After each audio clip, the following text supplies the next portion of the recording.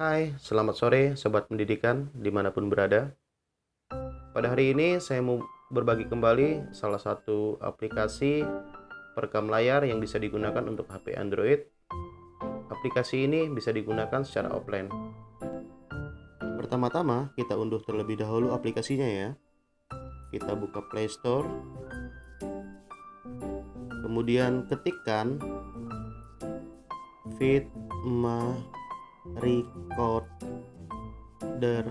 Lite.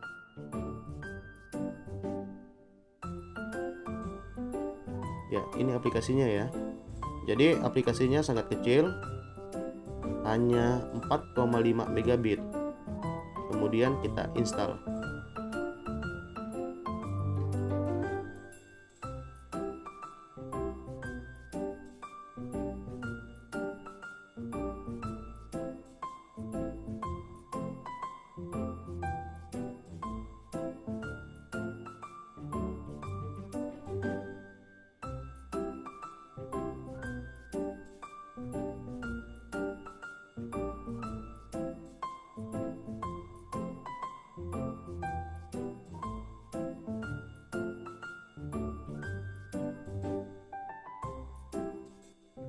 Sekarang kita buka aplikasinya.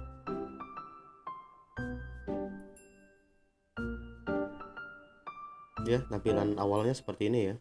Kemudian tekan lanjutkan. Izinkan. Izinkan. Paham. Paham.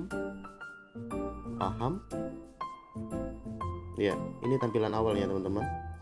Jadi ada beberapa fitur atau menu yang bisa kita gunakan melalui aplikasi Fitma Recorder Lite ini. Saya akan coba explore satu persatu menu yang ada di aplikasi ini. Di menu paling atas ada menu video. Apabila teman-teman melakukan rekam layar, nanti videonya akan tersimpan di bagian ini. Menu berikutnya ada menu foto. Jadi, apabila teman-teman melakukan screenshot di layar, nanti fotonya akan muncul di bagian ini. Selanjutnya, di bawah menu video dan foto, terdapat 5 fitur yang bisa kita gunakan. Fitur yang pertama yaitu fitur untuk memunculkan menu rekam layar dan menu foto. Fitur yang kedua yaitu fitur kuas. Jadi fungsinya, apabila teman-teman ingin menulis di layar HP, jadi bisa menggunakan fitur kuas. Fitur ketiga yaitu fitur untuk merekam layar. Jadi di fitur ini nanti teman-teman bisa atur sendiri apakah menggunakan layar bagian depan atau menggunakan layar bagian belakang. Kemudian untuk fitur ini teman-teman bisa mengatur ukuran layar, bisa diperkecil atau diperbesar.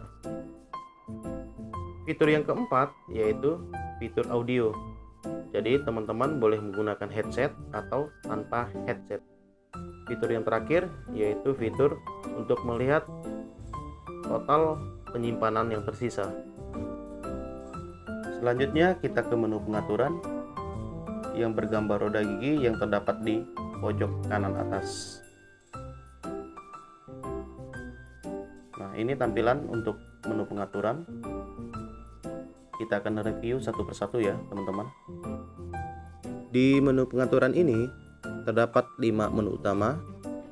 Yang pertama konfigurasi video, yang kedua perekaman, yang ketiga peralatan, yang keempat perbaiki, dan yang kelima itu lainnya. Saya akan coba cek di menu pertama konfigurasi video. Jadi di sini ada 3 fitur utama ya teman-teman. Yang pertama itu pengaturan audio. Kita coba cek. Ya, di menu ini terdapat 2 pilihan, mikrofon dan bisukan. Jadi apabila teman-teman ingin merekam layar sekaligus dengan audio, maka teman-teman harus aktifkan mikrofon. Tapi kalau teman-teman ingin merekam layar tanpa mengaktifkan suara, maka teman-teman bisa pilih bisukan. Fitur yang kedua yaitu pengaturan video. Kita coba cek ya. Terdapat 3 menu. Menu yang pertama resolusi, yang kedua kualitas, dan yang ketiga FPS. Di fitur resolusi kita coba cek. Nah, resolusi tertinggi itu 1080 pixel dan resolusi terendah 240 pixel. Berikutnya fitur kualitas, kita coba cek. Nah, untuk kualitas video sendiri teman-teman boleh pilih apakah mau kualitas videonya rendah atau kualitas videonya sempurna. Dan ini nanti akan berpengaruh terhadap ukuran video. Di fitur berikutnya yaitu fitur FPS. Jadi apabila FPS-nya tinggi, maka otomatis lebih banyak menggunakan CPU. Jadi kalau FPS-nya rendah, maka secara otomatis penggunaan CPU-nya juga rendah. Berikutnya di menu kedua yaitu menu perekaman, terdapat pengaturan tombol mengambang. Jadi teman-teman boleh sembunyikan tombol saat merekam atau menggunakan gaya tombol mengambang. Di fitur yang kedua ada hitung mundur sebelum mulai. Teman-teman boleh tanpa hitung mundur, boleh pilih mati atau boleh pilih 3 detik sampai 9 detik. Selanjutnya ada fitur tetap merekam saat layar mati. Jadi fungsi fitur ini apabila teman-teman ingin mematikan layar dengan sengaja tetapi tetap mengaktifkan aplikasi perekam layarnya, maka fitur ini bisa digunakan. Fitur berikutnya yaitu fitur kocok ponsel untuk berhenti merekam. Jadi dengan mengaktifkan fitur ini, maka teman-teman tidak perlu mencari tombol untuk mematikan rekaman itu. Cukup menggerakkan beberapa kali ponsel, maka secara otomatis rekaman yang ada di aplikasi ini akan berhenti atau mati dengan sendirinya. Selanjutnya fitur sembunyikan perhatiin jauh hasil tangkapan layar. Biasanya saya tidak aktifkan. Fitur terakhir di menu perekaman ini yaitu tampilkan sentuhan. Kita cek dulu ya teman-teman. Di sini ada dua opsi. Opsi yang pertama, aktifkan opsi pengembang. Langkah-langkahnya sudah jelas ya di sini. Yang kedua, opsi mode menampilkan sentuhan. Langkah-langkahnya pun sudah jelas. Berikutnya ke menu yang ketiga yaitu menu peralatan. Di menu ini ada dua fitur. Fitur yang pertama fitur facecam, yang kedua fitur kuas. Fitur facecam harus diaktifkan saat melakukan perekaman layar. Fitur yang kedua yaitu fitur kuas di menu peralatan ini. Jadi fungsinya yaitu untuk melakukan coretan atau tulisan atau menandakan sesuatu. Jadi teman-teman perlu aktifkan ketika menggunakan fitur kuas. Menu yang keempat yaitu perbaiki. Ada dua fitur di sini. Fitur yang pertama yaitu hindari pemberhentian abnormal. Keterangan di bawahnya, matikan optimasi baterai sistem untuk Fitma untuk memperkuat stabilitas. Jadi teman-teman boleh aktifkan.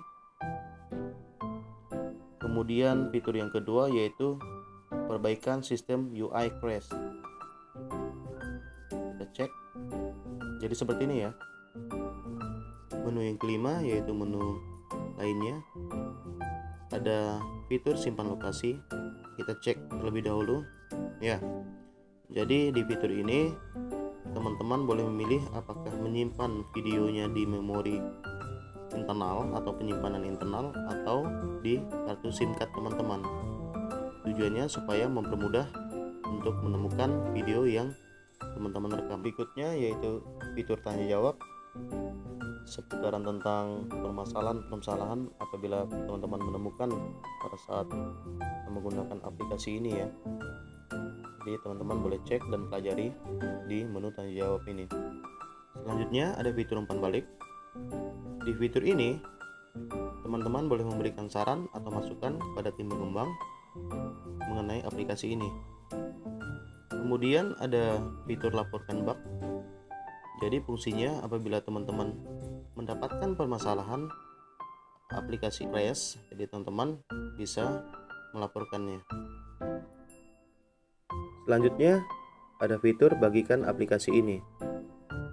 Jadi di fitur ini teman-teman bisa membagikan aplikasi Fitma Recorder melalui media sosial atau melalui perangkat berbagi lainnya.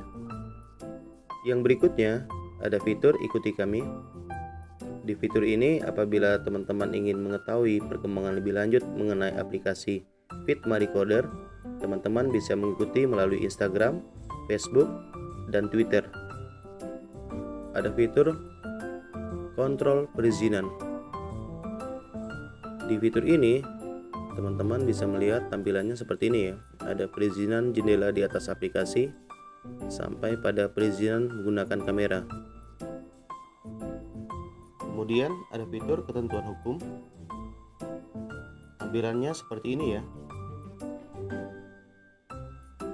Dan yang terakhir, aplikasi Fitma Recorder Lite menggunakan versi 2.5.7. Melalui aplikasi ini, teman-teman bisa membuat video pembelajaran, khususnya video presentasi materi pelajaran hanya dengan menggunakan HP.